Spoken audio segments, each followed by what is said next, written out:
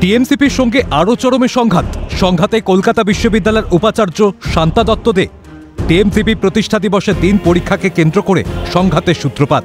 সেই সময় কলকাতা বিশ্ববিদ্যালয়ের উপাচার্য শান্তা দত্ত দের উদ্দেশ্যে কটূক্তি করার অভিযোগ উঠেছিল বিশ্ববিদ্যালয়ের ছাত্র তথা টিএমসিপির নেতা অভিরূপ চক্রবর্তীর বিরুদ্ধে। অভিরূপের বিরুদ্ধে এবার শাস্তিমূলক পদক্ষেপ করল কলকাতা বিশ্ববিদ্যালয়। সিন্ডিকেটের বৈঠকে সিদ্ধান্ত নিয়ে 5 বছরের জন্য সেন্সার করা হলো অভিরূপকে।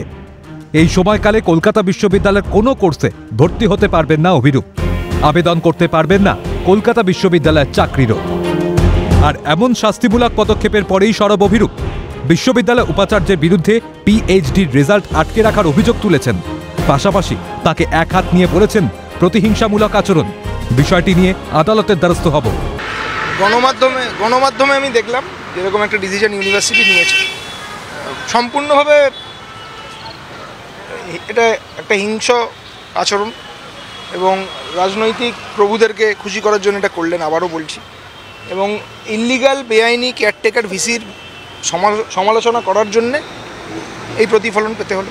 দেখুন, উনি 2 বছর ধরে আমার পিএইচডি রেজাল্ট আটকে রেখে দিয়েছে। আমি কোনোদিন এটা বলিনি, আজকে বলতে বাধ্য হলাম। 2 বছর ধরে আমার পিএইচডি রেজাল্ট আটকে রেখে দিয়েছে। পদক্ষেপের দিকে কি এগোচ্ছেন? আমি অফিসিয়ালি রেজলিউশন পাই, অফিসিয়ালি সমস্ত কাগজপত্র পাই, তারপরে নিশ্চয়ই আমি আইনের দ্বারস্থ হব।